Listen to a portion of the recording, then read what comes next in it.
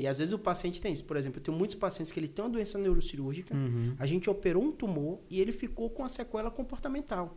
Ou aquele tumor foi na área frontal, é muito comum na área frontal. Então a região frontal é muito responsável pela volição. Então tem um paciente tão excelente, andam, faz tudo, mas a família, teve até um paciente que me marcou até porque ele era médico. Eu falei, Júlio, depois dessa doença eu casei com outra esposa. Eu tinha uma esposa, 20 anos convivendo, ela operou, ela mudou.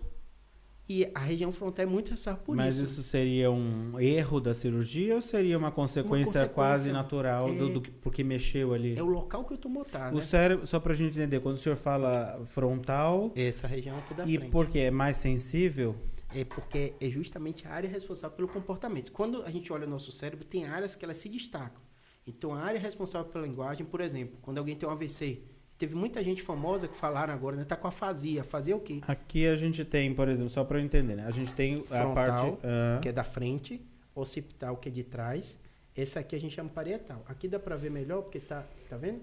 Região frontal, daqui da frente. Temporal, que é muito responsável pela memória, o sistema límbico, que é essa questão das volições, tudo isso, né? E essa região daqui. Pra você ter ideia...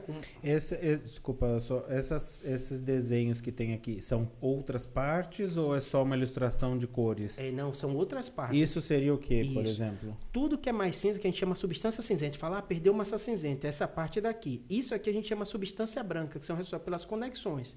Essa, por exemplo, a gente chama corpo caloso, ela conecta um lado do cérebro com o outro. Então, se você tem uma desconexão, um AVC nessa região... Por isso paralisa uma parte do corpo e às vezes a outra não. E a outra não. Então, uma área do cérebro, lado direito, movimenta o lado esquerdo do cérebro movimenta o lado direito. E isso aqui seria? É o cerebelo, que é essa pelo equilíbrio. Vou dar exemplo do cerebelo, que você já vai entender a função. Quando você bebe, se você beber, o cerebelo, uma quantidade, ele fica alterado. Então, a pessoa tem a fala, fica mais mentificada, a marcha, a questão de pegar as coisas, tá por aqui. O álcool também inibe a região frontal. Da mesma forma que no sonho, às vezes você tem essa desinibição, a região frontal tem uma desinibição na hora do álcool também. Entendi.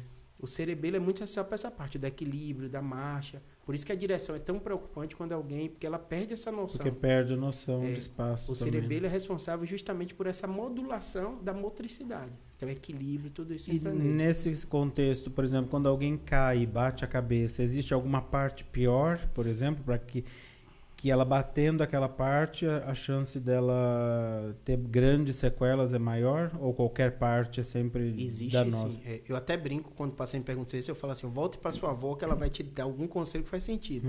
Qual a região que a avó mais tinha medo? Têmpora. Lembra? Não pode bater aqui. Por quê? Essa região temporal é a parte mais frágil, é a mais fininha do osso. Então, quando você pega essa região daqui, essa região é muito grossa. É interessante, porque se a gente põe a mão aqui, a gente sente que parece que tem uns intervalos, assim, não sei, aqui, né? Tá vendo? Então, essa partezinha do osso é muito frágil. Então, por isso, quando você toma uma pancada nessa região, né? O próprio nocaute tem isso. Pegou na têmpora, a pessoa desmaiou. Porque essa região aqui, ela é muito... Qual é a parte mais rígida? Frente ou frontal? Frontal e essa parte aqui parietal. Quando a gente vai operar, trouxe até os E por que o corpo... biologicamente, fisiologicamente, por que foi constituído assim a estrutura, o senhor sabe? É a região que mais você tem risco de contrato, né? Tanto que você tem vários animais, né, que usam isso como golpe, né, tudo isso. Então, essa região é uma região que está muito mais vulnerável. Então, tem uma proteção maior.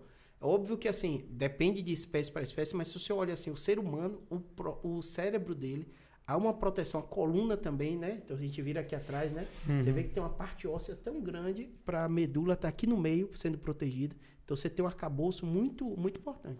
Por isso que na hora que a gente vai fazer a neurocirurgia, eu tenho um canal do YouTube, às vezes bota a vídeo, você gente, o que é isso? É uma broca, é uma serra? É isso mesmo.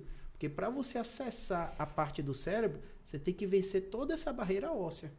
Então, os materiais que a gente utiliza, é craniótomo que a gente chama, é broca que a gente chama, que é justamente para você poder fazer. Todos os membros e todas as partes e órgãos estão sempre ligados diretamente ao cérebro.